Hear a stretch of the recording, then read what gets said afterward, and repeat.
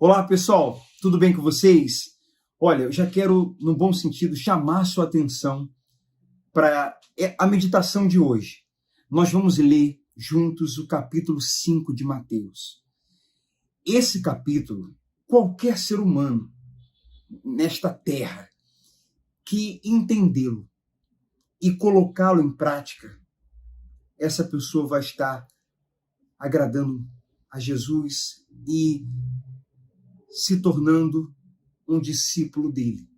Alguém parecido, porque ser discípulo é isso, né, Michele? Alguém parecido com o seu mestre, parecido com Jesus, como a gente tem falado. O capítulo 5 de Mateus é o Evangelho. O capítulo 5 de Mateus é um sermão maravilhoso de Jesus. É a doutrina de Cristo. E bem-aventurado, como o próprio Jesus diz, aqueles que serem como ele ensina no capítulo 5, como ele falou nessa montanha. Vamos orar. Vamos orar para que o Espírito Santo nos use e fale com você.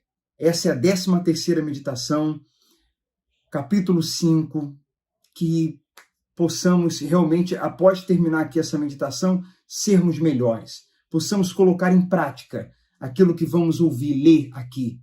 Que esse capítulo não seja só para lhe informar, né? Você ficar mais informado, ter mais conhecimento, mas que ele possa, o Espírito Santo e essa palavra possam te moldar, nos transformar, porque essas palavras aqui, colocadas em prática, elas transformam a pessoa. Elas mudam a mente, o caráter, o coração de uma pessoa. Estou com uma expectativa realmente muito boa para essa meditação de hoje. Acredito que ela será a mais profunda que tivemos até agora, dessas 13, né, contando com a de hoje. Então vamos falar com Deus. É momento da gente mergulhar aqui nesse capítulo 5. Espírito Santo, muito obrigado por essa série, por essa meditação. Muito obrigado por tudo que o Senhor falou nesse monte.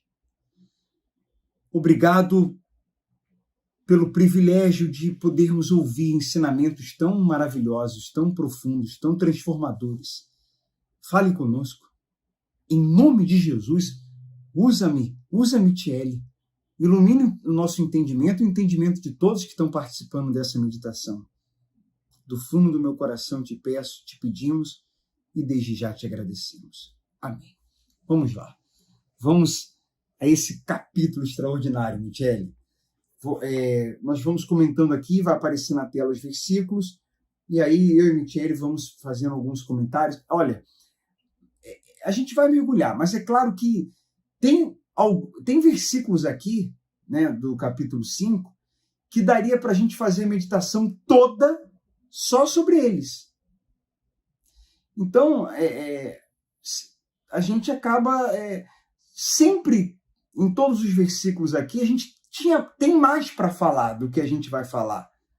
Vamos procurar falar de alguns, dar mais ênfase a alguns e falar de forma mais objetiva, porque são coisas tão profundas que daria para a gente falar aqui, fazer uma meditação de 2 horas. Como a gente tem feito mais ou menos 30 minutos, então, por que eu estou falando isso? Para que você não dependa só do que você vai ler e ouvir conosco. Que você possa, tirar esses próximos dias para voltar aqui, para ler de novo, para se aprofundar, para pegar Bíblias em versões diferentes, falar, calma aí, isso aqui o Marcelo, a Michele falaram, mas eu quero entender mais, eu quero me aprofundar mais nisso aqui. Isso é mergulhar. Não se contente, né, Michele? Não se contente só com o que a gente vai falar aqui, não, porque para a gente falar que o que realmente, as lições que cada versículo dá, não dá em 30 minutos. Em 30 minutos não é suficiente. Exatamente. Cada pessoa tem a sua experiência de vida, né? rotina, no seu dia a dia, e meditando em cada um desses ensinamentos de Jesus, você pode refletir, meditar, avaliar, trazer isso para a sua vida, né, para a sua vivência, para a sua prática diária. Isso que é E importante. analisar as coisas que precisam ser moldadas, né? Começando essa moldagem, essa lapidação, digamos assim, do próprio Deus em nós, é de dentro. Então, só a gente pode avaliar quais são as nossas fraquezas, aquilo que a gente tem mais resistência em praticar e realmente enfrentar. E falar, olha Deus, isso aqui é muito difícil de praticar. Minha carne não... Porque o capítulo 5 aqui nos confronta, né? Esse capítulo, o Sermão do Monte, eu considero um dos ensinamentos de Jesus o mais profundo, o mais forte. Inclusive, não é só uma opinião nossa, né? Outros pregadores, missionários no mundo ao longo da história já afirmaram sobre isso. Gandhi, por exemplo, afirmou: se todos os livros sacros do mundo tivessem perecido, tivessem acabado, se ficasse somente o Sermão do Monte, nada teria se perdido, porque aqui tá e não é só o 5, né? De Jesus. É o 5, 6 e o 7. Exatamente. São 5, esses 6 três e versículos, 7. esses 3 capítulos. Então vamos lá. Versículo 1, aparece aí na tela, vamos ler juntos. Certo dia, quando Jesus viu que as multidões se ajuntavam, subiu à encosta do monte e ali sentou-se. Seus discípulos se reuniram ao redor e ele começou a ensiná-los. Se nós colocarmos o nosso olhar no Velho Testamento, a lei foi dada a Moisés no Monte Sinai. Mas se nós colocarmos o nosso olhar no Novo Testamento, é nesse monte aí que Jesus sentou para ensinar, no Monte das Bem-aventuranças, que o Sinai se manifesta. É como se fosse um monte, como se o Monte das Bem-aventuranças fosse o Sinai, o Monte Sinai do Velho Testamento, mas agora no Novo Testamento, né? Então, a gente pode afirmar que o Monte das Bem-aventuranças é o Sinai do Novo Testamento. A nova lei messiânica. Né? Exato, a nova lei messiânica, perfeito. Esse sermão, como a gente falou no início, é o evangelho, é a doutrina, é a cartilha do cristão. Versículo 3. Então ele diz: felizes os pobres de espírito, pois o reino dos céus lhe pertence. Os pobres de espírito são os que reconhecem. Pobres de espírito são aqueles que se colocam na dependência de Deus. Ele não se acha, ele não é autossuficiente, ele é dependente. E ele é bendito, ele é bem-aventurado, ele é feliz. Essas bem-aventuranças é literalmente a felicidade, só que na perspectiva de Jesus. É o sucesso, só que na contramão do sucesso que o mundo prega. É o sucesso de Jesus, né? Na perspectiva dele. Então, o capítulo 5 é a felicidade, o segredo da felicidade, do sucesso, vindo da boca de Jesus. Então, ele fala que feliz é aquele que precisa de Deus, feliz é aquele que busca Deus, feliz é aquele que se vê como necessitado. Esse é o pobre de espírito. No versículo 4, felizes os que choram, pois serão consolados. Quer dizer, o que chora é o que lamenta a sua condição. Se vocês quiserem ir anotando aí, pessoal, quem está anotando, escrevendo no celular, é bom para depois você ler de novo, meditar com essas anotações. Tem gente que está acompanhando, anotando na própria Bíblia, né? É bom também, não tem nenhum problema você anotar aí na sua Bíblia. Tem gente que tem a Bíblia toda anotada, isso é ótimo. Porque se a gente pensar, né, Marcelo, a pessoa que chora é porque de alguma forma ela foi ferida, ela foi maltratada, ela foi, né, humilhada, enfim. E ela tá chorando ali por uma razão de alguém, né? Não em todos os casos, mas na maioria dos casos, uma pessoa que sofreu com alguma maldade, digamos assim, né? E essas pessoas que Jesus fala, né? Felizes os que choram, pois serão consolados. Elas não estão sozinhas, elas não estão abandonadas, Sim. né? Elas serão E consoladas. principalmente no sentido de se lamentarem pela sua condição pecaminosa. Esse é outro paradoxo, né? São esses que vão encontrar o consolo que vem de Deus, aqueles que choram por serem quem são, né? Chorem por quererem mudar. Esses terão consolo, esses Deus com certeza vai agir. Felizes os humildes, né? Bem-aventurados, felizes, pois herdarão a terra. Em algumas versões fala dos mansos, né? E essa mansidão, essa humildade, ela agrada a Deus e ela também vai ao contrário, vai na contramão do sistema desse mundo, né? Vai na contramão de tudo. Por isso que o monte das bem-aventuranças é a felicidade, é o sucesso, mas é ao contrário do que a gente está acostumado. Mansos, né, humildes, são aqueles que abrem mão dos seus direitos e focam nos seus deveres. Porque quando a gente tem o nosso direito atravessado, o nosso direito violado, então é natural que a gente se ire, né, que a gente fique estressado, revoltado. Mas o humilde é aquele que releva, é aquele que deixa para lá, é aquele que cede. O humilde cede. Que ele não quer reivindicar, né? Que está certo, quer se justificar, quer, né, mostrar que tem Exatamente. Razão. Né? A pessoa que sabe que em quem ela tem crido, né? Que sabe, enfim, do seu valor quando alguém a humilha. Então, felizes os humildes, porque herdarão a terra, né? Aqueles Perfeito. que se humilham. Em outra passagem ele fala, aquele que a si mesmo se humilhar, será exaltado. Porque ela teria o direito de querer se vingar, de querer recorrer os direitos e provar que ela está certa, mas ela prefere ser humilde. Versículo 6, felizes os que têm fome e sede de justiça, pois serão saciados. Feliz é aquele que tem sede da justiça de Deus e não justiça das suas próprias mãos, que é exatamente o que Michele acabou de falar, de não agir do seu jeito, da sua maneira, não querendo aplicar a justiça própria, né? Se comportando como um justiceiro. Não, vou fazer minha justiça aqui, vai ser desse meu jeito aqui. Ele busca a justiça de Deus, ele depende de Deus, como nós falamos. Esses serão fartos, esses Deus vai saciar, Deus vai alimentar, Deus vai fazer justiça. É aqueles que têm sede da vontade de Deus. No versículo 7, diz, felizes os misericordiosos, pois serão tratados com misericórdia.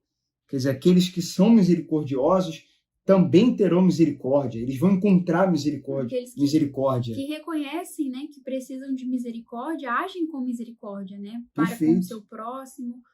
Porque aquele que é misericordioso, ele sabe que ele não é superior ao outro. Perfeito. Ele sabe que também precisa dessa misericórdia. E ele vai ser tirado como bobo. Desculpa o termo aqui, como trouxa, otário, bobo, enfim, mas ele está ali aplicando a misericórdia, é o que ele é o que ele sabe que é o que Jesus falou para a gente ser, né? Como devemos ser e, consequentemente, fazer.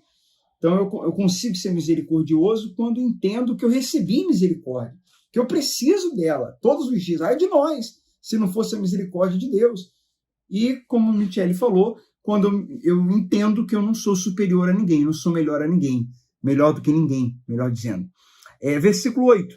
Felizes os que têm o coração puro, pois verão a Deus. Quer dizer, os limpos de coração. Deus olha para o coração.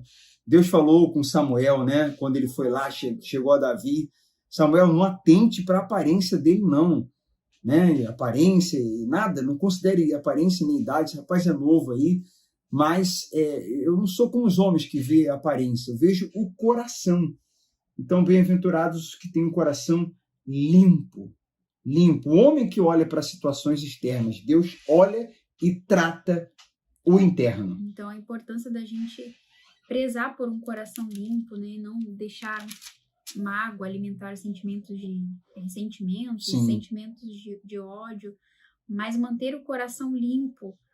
Isso é algo que a gente tem que zelar, né? E lutar, porque a gente vai ser feliz e vai ver Deus, né? Perfeito. Se a gente permanecer com o coração limpo. É isso aí. Versículo 9 fala: felizes os que promovem a paz, pois serão chamados filhos de Deus. Os pacificadores, né?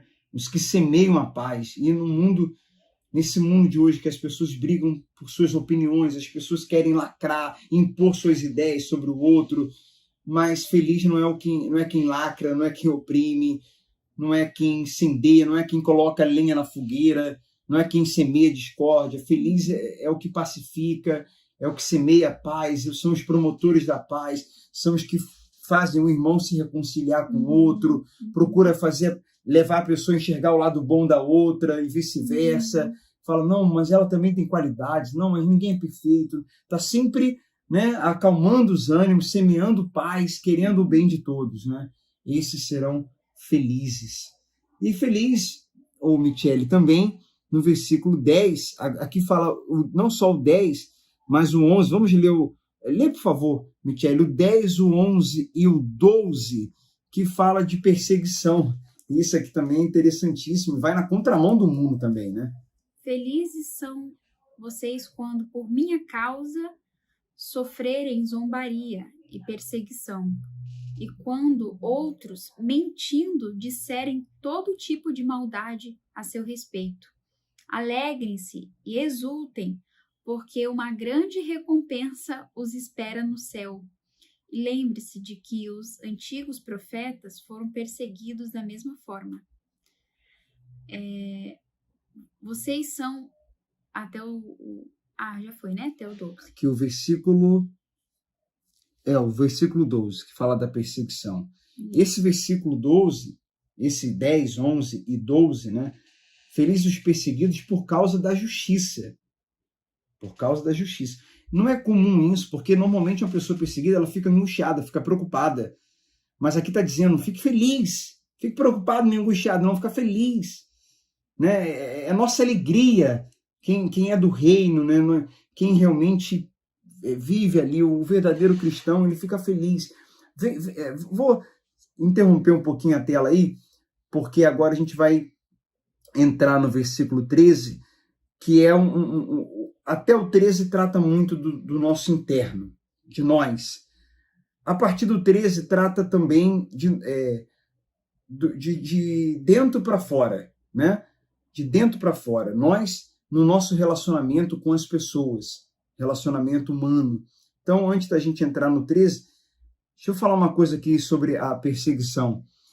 Tem gente, Michele, que ela está sendo perseguida, mas não é por causa da justiça, não é por causa da fé dela em Jesus, ou por ela praticar esse versículo. Porque assim, se a pessoa vive do 1 ao 13, se ela pratica esses versículos, ela pode ser perseguida porque ela é diferente, né? Ela, ao mesmo tempo que ela é admirada, ao mesmo tempo que ela inspira... E certamente as pessoas que praticam esses ensinamentos do Sermão do Monte, elas vão enfrentar, né, zombaria, então, elas vão sofrer essas perseguições. Porque é como a gente falou, do misericordioso, do pacificador. A pessoa fala, você sempre quer pacificar, você acha o bom, você acha que é melhor.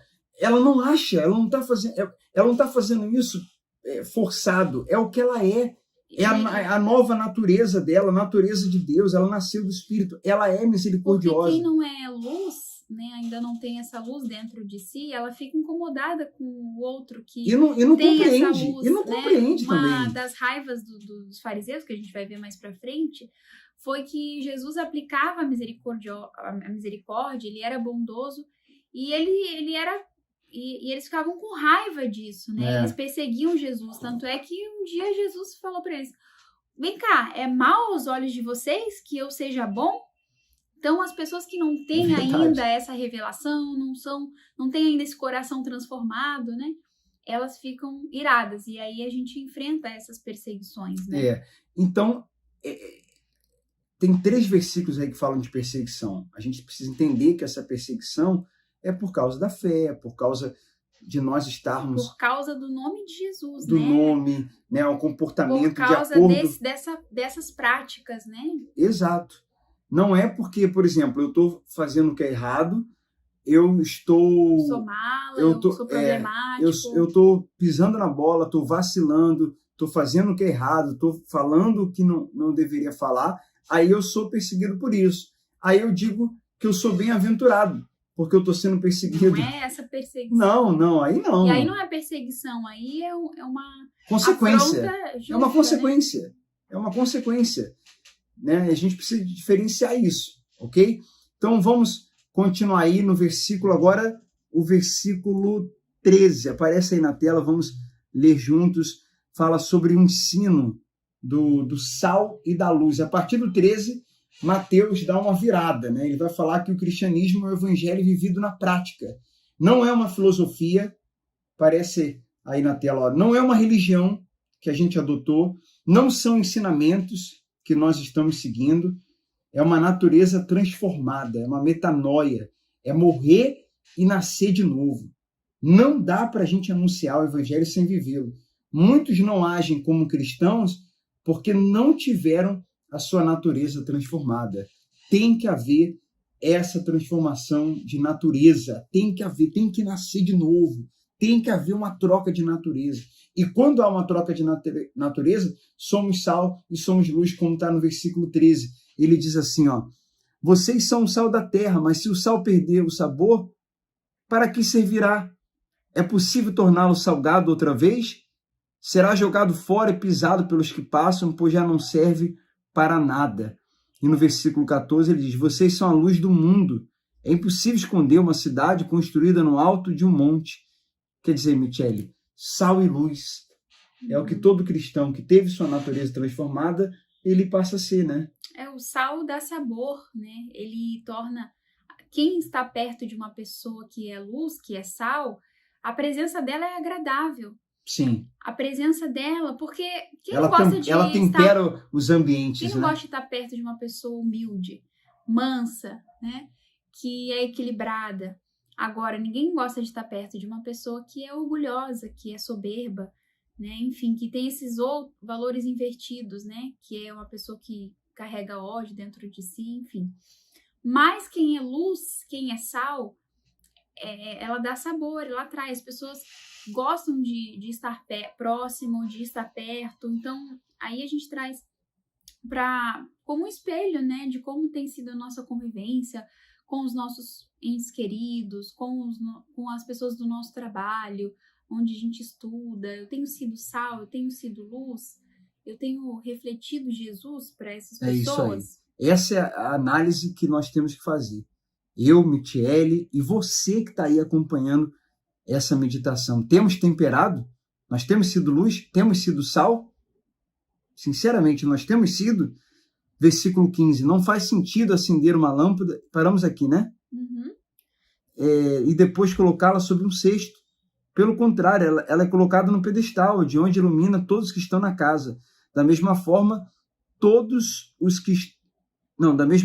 suas boas obras devem brilhar, para que todos a vejam e louvem seu Pai que está no céu. Quer dizer, exatamente o que nós falamos, né? Essas boas obras se refere a essas coisas aqui, internas, né? Então, de dentro para fora, né? Que acabam externando, porque as pessoas, está escrito aqui, né? Que elas vão ver e vão glorificar a Deus, porque elas vão identificar, esse aí verdadeiramente é um filho de Deus, né? E vão glorificar o Pai. E olha, é isso que tem que acontecer. Falar, fulano, você é diferente. Fulano é diferente. Beltrano é diferente. Fulano, sabe, eu vejo Jesus em você. Eu vejo Deus em você. Eu vejo Deus na fulana, eu vejo realmente, eu não vejo só que ela diz que é crente, ela diz que é evangélica ou cristã. Ela é diferente. Eu até conheço outras pessoas que se dizem evangélicas, cristãs, tem gente que comenta isso. Até conheço. Mas ela é diferente. Quando a pessoa fala assim, ela é diferente, é porque ela é uma pessoa que encarna, que pratica o livro de Mateus, capítulo 5, 6 e 7. É isso aí. O verdadeiro cristão é aquele que vive no cotidiano Mateus, capítulo 5, 6 e 7. Então, essas pessoas, elas são luz, elas são sal, elas iluminam, elas temperam, elas se destacam. E é Deus glorificado com esse destaque. Não é um destaque que a glorifica. E ela não força isso. É o que ela é. É, como a gente tem falado, a sua natureza atual, divina, porque ela creu, porque ela se entregou a Jesus, ela se rendeu e o Espírito Santo passou a habitar nela. E ela vem cultivando, mantendo esse relacionamento, essa chama acesa, portanto, ela é esse sal que purifica.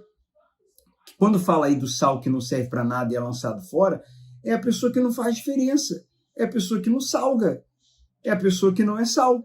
Mas ela diz que é cristã, mas ela diz que crê, ela diz que é seguidora de Jesus. Um detalhe também que a gente tem que diferenciar seguidor de discípulo, porque no contexto aqui do Sermão da Montanha, os seguidores, seguidor de Cristo, né, seguidor de Jesus, ele quer saber o seguinte, o que Jesus tem para me dar? Seguidor tem essa perspectiva, essa intenção. Apenas o seguidor, aquele que está para ouvir, né? Se vai seguir ou não. Quando ele decide seguir, aí ele tem que se negar, pegar a sua cruz, e ele passa a ser, além de seguidor, um discípulo. Não só um ouvinte, mas um seguidor e discípulo. Então, o ouvinte que está ali para decidir se torna ou não seguidor, ele normalmente quer saber o que Jesus tem para lhe oferecer. O que esse Jesus tem para dar? Os discípulos sentados ali para ouvir Jesus falar das bem-aventuranças, o pensamento deles é diferente daqueles que estão ali preocupados com o que vão receber. Eles pensam assim, como que eu faço? Como é que eu posso me tornar parecido com ele? Como eu posso me tornar como ele? O que eu faço para ser como ele? Percebe a diferença? Um grupo, que é, infelizmente, o grupo da maioria, quer saber o que pode receber de Jesus. O que Jesus tem para me dar? Um outro grupo, que são os discípulos, querem saber como eu faço para ser parecido com ele, para fazer o que ele faz, para ser como ele é. Para ser como ele é. Então, isso é uma reflexão para a gente, né? Que a gente seja discípulo, e como a gente falou no início, discípulo é aquele que se parece com o seu mestre, né? Exatamente. Isso que é verdadeiramente a definição de se esforçar para entrar na porta estreita, né? Que não é a pessoa se enquadrar em uma religião. A gente reforça isso porque a gente viveu muitos anos vendo pessoas, né, se comportando dessa forma. Eu vou me enquadrar aqui nesse jeito de se vestir, nessa maneira de falar, nessa regra aqui que a doutrina da igreja me impõe e tal. Então, se eu obedecer ali as regras da igreja, então eu estou no reino de Deus. E não necessariamente. Eu posso estar cumprindo as regras todas certinhas e aparentemente eu estar ok com as doutrinas e as regras da minha igreja. Mas se eu não estiver regra trata de fora, isso, né? E aqui a gente está falando tudo do interno, né? Exato. E Deus não está preocupado com a nossa vestimenta, com a roupa. A religião se preocupa com isso, né? Com a aparência, com a roupa que eu visto, com a forma que eu pentei o cabelo, com a maquiagem que eu uso, enfim. Lógico que tudo, a gente cristão, a gente usa o equilíbrio, né? A sobriedade. Mas não é isso que vai definir se somos ou não filhos de Deus. Mas o que de fato define é isso aqui. É isso aí. Vamos ao versículo 17. É o ensino sobre a lei. Não pensem que eu vim abolir a lei de Moisés ou os escritos dos profetas. Vim cumpri-los. Eu lhes digo a verdade, enquanto o céu e a terra existirem, nem a menor letra ou o menor traço da lei desaparecerá, até que todas as coisas se cumpram. Nesse versículo 17, 18, Jesus veio trazer o sentido completo. Ele não veio acabar, demolir, cancelar ou destruir a lei. Ele veio complementar. É uma complementação do ensino. É o cumprimento das profecias do Antigo Testamento com a chegada dele. O Antigo Testamento deve ser entendido à luz dele, sobre a perspectiva dele. A gente tem que ler o Antigo Testamento, a gente já falou isso aqui várias vezes, com as lentes dele. E enquanto os rabiscos, os mestres, os rabinos, melhor dizendo, os mestres, os escribas, qualquer pessoa ia dizer, veja o que está escrito. Né? Eles se atentavam para o que estava escrito, né? A lei. E Jesus sempre dizia, mas eu lhes digo, eu vos digo, porém, eu vos digo. Vocês já ouviram isso, o que está escrito, o que os rabinos, os mestres, os escribas falaram. Mas eu vos digo o seguinte, e aí ele propõe um novo, aliás, ele propõe ele dá uma direção de acordo com uma nova natureza. Quer dizer, ele trata do interno. Ele não veio propor um novo comportamento apenas. Não foi apenas isso, mas uma nova natureza. O evangelho é sobre uma nova natureza. Você precisa entender isso. Isso tem que ficar na sua cabeça. E a gente repete de propósito aqui para que você possa entender isso. É uma nova natureza. Se não houver uma nova natureza, então o que a gente está lendo aqui acaba ficando na teoria. E não é o que Deus quer e não é também o que nós queremos. Diz assim, versículo 18. Portanto, quem desobedecer até o menor mandamento, ensinar os outros a fazer o mesmo, será considerado menor no reino dos céus. Mas aquele que obedecer à lei de Deus e ensiná-la será considerado grande no reino dos céus. Eu os advirto, a menos que sua justiça supere muito a justiça dos mestres, da lei e dos fariseus, vocês jamais entrarão no reino dos céus. Quer dizer, aqui fala da obediência. A nossa justiça é Cristo, é Jesus, é a redenção, é a crucificação dele, porque para obedecer a lei na sua totalidade, o ser humano não conseguia, nós não conseguimos. Não eram apenas 10, eram 613 mandamentos. 613 mandamentos. Só Jesus cumpriu isso. Só Jesus conseguiu cumprir toda a lei. Por isso que quando cremos nele, nos rendemos e nos entregamos para ele, então somos justificados por ele, porque a gente não ia conseguir jamais obedecer 613 mandamentos. E perderíamos a salvação, né, por não conseguir, porque não poderia deixar de obedecer sequer um mandamento, né, Michele? E aqui no versículo 21 ele vai tratar do interior. Aqui só um detalhe, nesse 20 ele fala que a nossa justiça tem que exceder, porque os mestres da lei e dos fariseus, como a gente falou, tratavam do externo. Então, naturalmente, quem trata do interno, você acaba excedendo, você acaba sendo quem eu quero que vocês sejam, né? Se isso não acontecer, então tem alguma coisa errada. Um ensino sobre a ira. Vocês ouviram, no versículo 21, que foi dito a seus antepassados: não mate. Se cometer homicídio, estará sujeito a julgamento. Aí ele fala, eu, porém, lhes digo, muita atenção, sempre que Jesus fala isso, eu, porém, lhes digo que basta irar-se contra alguém para estar sujeito a julgamento. Quem xingar alguém de estúpido corre o risco de ser levado ao tribunal. Quem chamar alguém de louco corre o risco de ir para o inferno de fogo. Quer dizer, ele está indo na raiz, né, Michele? E trazendo esse temor, né, que haverá um julgamento, né, onde a gente vai ser julgado pelas nossas atitudes, né? Então, assim, uma vez tendo o privilégio de ter relacionamento com Jesus e receber da sua graça que nos capacita a cumprir as suas leis, né, os seus mandamentos, Então, a gente, de forma que hoje a gente conhece essa verdade, então haverá um julgamento, haverá uma prestação de contas com o que eu fiz com aquilo que eu recebi, né? Com a Exato. graça que me foi dada. E aqui ele está tratando do interno, da raiz, do que vem de dentro de nós. Porque a religião, como a gente está falando direto aqui, trata do externo, quer dizer, ela foca muito no ato, né? No que foi feito, no que se expressou, naquilo que a pessoa faz. Mas Jesus, a lei tratava disso.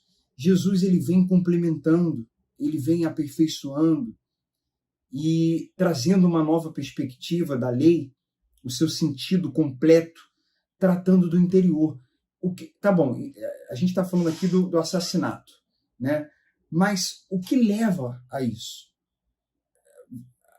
A lei tratava do ato, né? Do ato.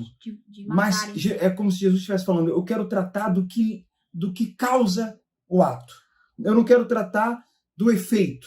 Eu não quero tratar só dos frutos. Eu quero tratar da raiz, tratar daquilo que é a causa, aquilo que leva a pessoa a fazer isso. Porque aí por isso que a gente fala que é a nova natureza. Por isso que a gente fala do novo nascimento. Por isso que a gente fala do novo nascimento. Por isso que Jesus falou para Nicodemos, importa-vos nascer de novo.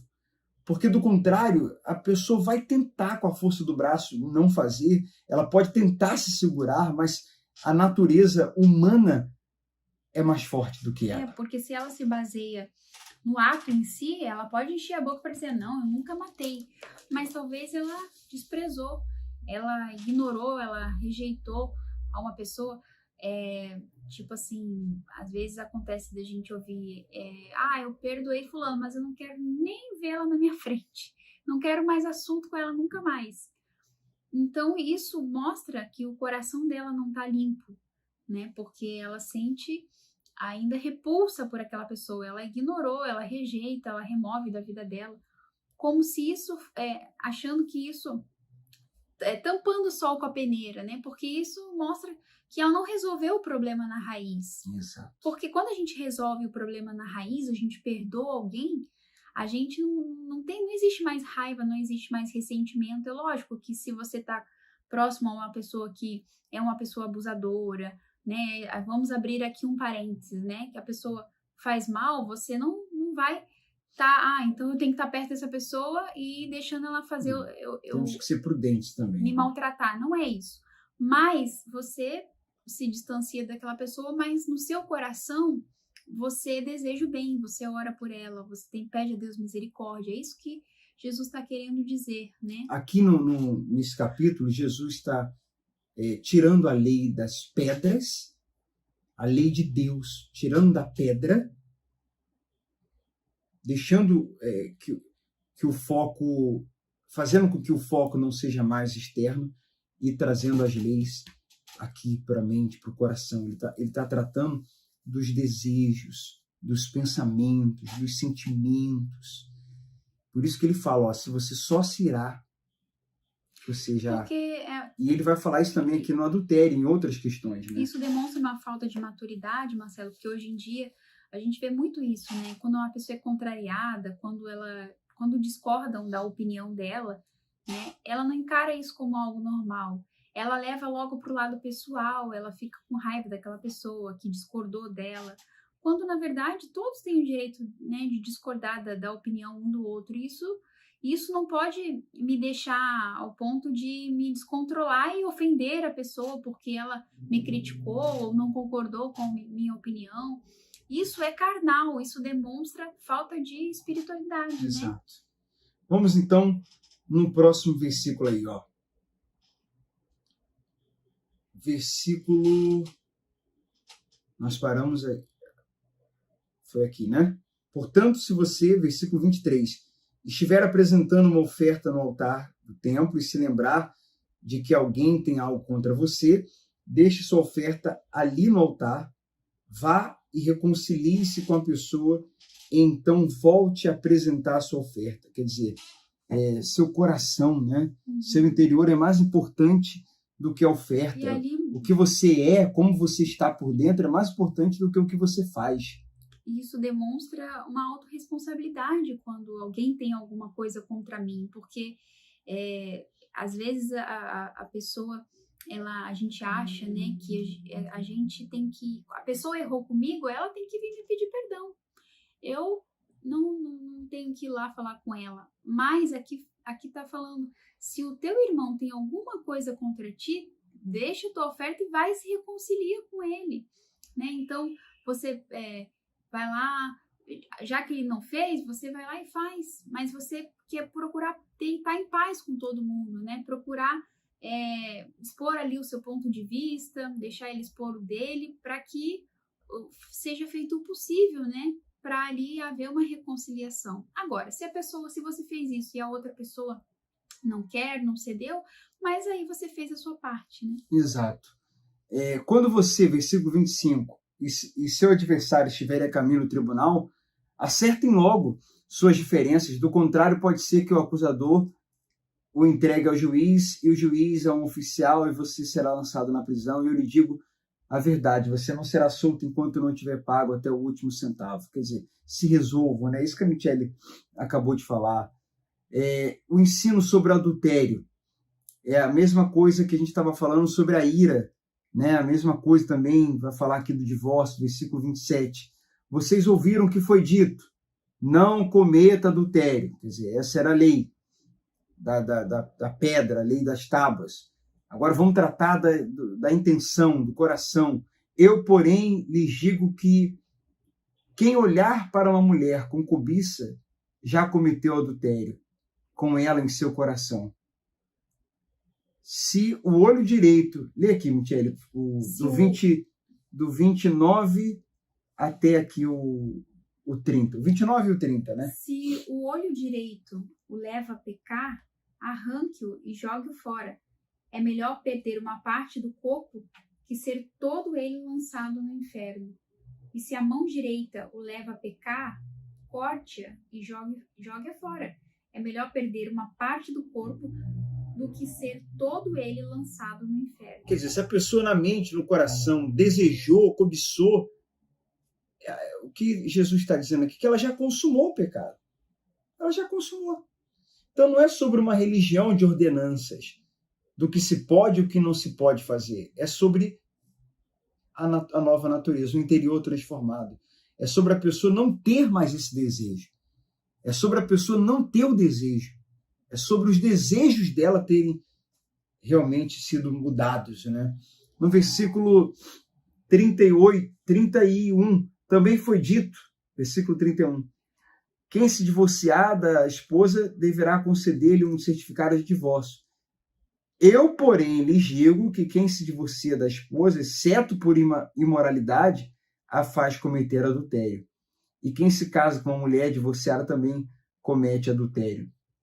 Então aqui ele está também tratando do interior e abrindo um parênteses, falando a respeito da traição e o divórcio, nesse caso, sendo permitido, né? Porque no caso ali a gente vê que Jesus ele está demonstrando que Deus preza pelas nossas alianças, né? Pelos nossos compromissos, pelos nossos votos, né? E hoje em dia a gente vê que isso foi tão vulgarizado, né? A pessoa passa o tempo, a pessoa enjoa da outra, né? E já logo quer viver a sua vida, ou vem as lutas, os problemas, as diferenças, e elas não se dedicam mais a lutar, né? Pelo casamento, para reconstruir, para renovar ali o amor que um sente pelo outro, elas logo já descartam, né? Já partem para outra e tudo mais. E isso não é agradável aos olhos de Deus. Aliás, lá na frente ele fala que ele odeia o divórcio. Então, exceto por causa de imoralidade sexual, né? De traição, ele não se agrada do divórcio, né? Então, ele preza pelo casamento. Daí a importância dessa decisão quando a gente toma, né? De saber tomar a decisão certa, né? De que eu vou firmar um compromisso com uma pessoa e vou ser fiel a ela até a morte. É isso aí. Olha, nós vamos encerrar aqui. Faltam poucos versículos, né? Mas tem uma parte que fala dos juramentos e votos, a parte que fala de vingança é muito forte, a parte que fala de amor aos inimigos também é muito, muito forte. Então, na próxima meditação, a gente conclui o 5 e entra no 6, tá bom? Fica combinado. Eu quero terminar dizendo aqui o seguinte: existem pessoas que elas se convertem, né, ou que elas passam a viver o evangelho, elas passam a buscar Jesus, e elas se tornam estranhas, isoladas, e até podem ser interpretadas por algumas pessoas como antissociais. Elas se isolam. E não é isso que a gente está vendo aqui. Olha, você falou isso acho que foi numa live que nós fizemos, né? Que imagina se todo mundo fosse pregador, né? Se todo mundo fosse pastor. Então, Deus quer usar pessoas em diversos papéis, tarefas e profissões na sociedade. Vocações, né? Com seus dons, com seus talentos. Exato. E ela como advogada, como professora, como estudante, como médica, como... Na arte, na música. Em todas nas as variadas camadas sociais. Exato. Você é secretária, você trabalha numa casa de família, você ser luz ali, sabe? Você, eu não vou, vai ter um churrasco na família, não, a gente não ser bitolado, não vou não, quero me misturar. Não, é mais um motivo para, se você é luz e você é sal, sabe? É mais um motivo para você estar ali, com a mente aberta, com o seu temor a Deus, mas com a mente aberta, se relacionando com as pessoas, e as pessoas vendo que você tempera, que você é diferente, e dando glória a Deus por causa das obras, dos frutos que você apresenta de uma natureza diferente, a ponto de elas falarem: você tem uma coisa diferente, o que eu faço? Algumas pessoas assim, ali naquele momento, ou no outro dia, no momento de dificuldade delas, te ligarem, te chamar no cantinho e falar: ora por mim, me dá uma palavra, eu quero ter essa luz que você tem, olha só isso, hein? Eu quero conhecer esse Jesus que você fala, e não só fala, mas eu vejo ele em você. Isso é a glória de Deus. Porque se a gente se isolar, e isso a gente cometeu na nossa conversão, muitos né? cometem isso, né? Por falta de maturidade, por falta de orientação também, a gente é orientado muitas vezes a se isolar. Se isola dos seus parentes, dos incrédulos, da família e tudo mais. Só que isso faz você ali ficar num ciclo que... como que você vai evangelizar? Uma bolha, como que né? você vai ser luz naqueles que já são luz, naqueles que já... Então, a luz é para iluminar as trevas. O sal é para dar sabor àqueles que não têm sal. Então, a gente não deve ter esse pensamento: eu não vou na festa do meu familiar, porque lá tem bebida, lá tem isso, aquilo outro, mas isso não... A tua luz é tão forte que se há alguma treva ali, aquilo não vai te atingir.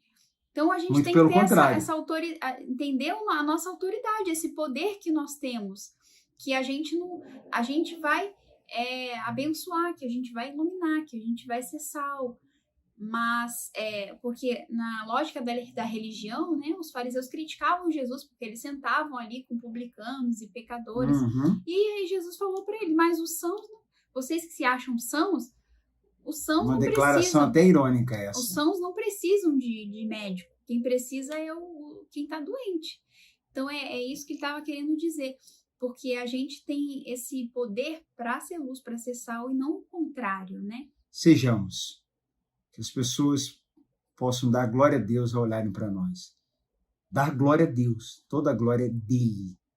E a gente jamais conseguiria, nós não conseguiríamos ser sal e nem ser luz se não fosse a luz dele, se não fosse a presença dele, né? É só olhar para a pessoa que nasceu, que tem uma nova natureza, só olhar para quem ela era antes de tê-la. Não salgava nada, não temperava nada, não era pacificador, não era manso, não era humilde. Então é isso, pessoal. Mateus capítulo 5.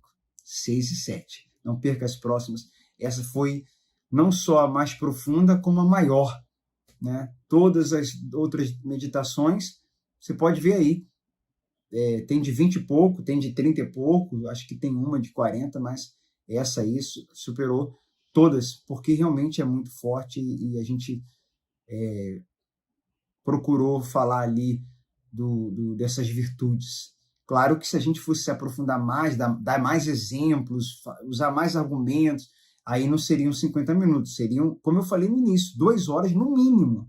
Então tá aí, vamos mergulhar, vamos seguir mergulhando, não perca as próximas meditações, não perca nenhuma, mas principalmente as próximas, que a gente conclui 5, entra no 6 e também vamos meditar no 7. Esses 3 capítulos é a cartilha do cristão, é um resumo do Evangelho, é o que Cristo espera de nós. Deus abençoe, vamos em frente.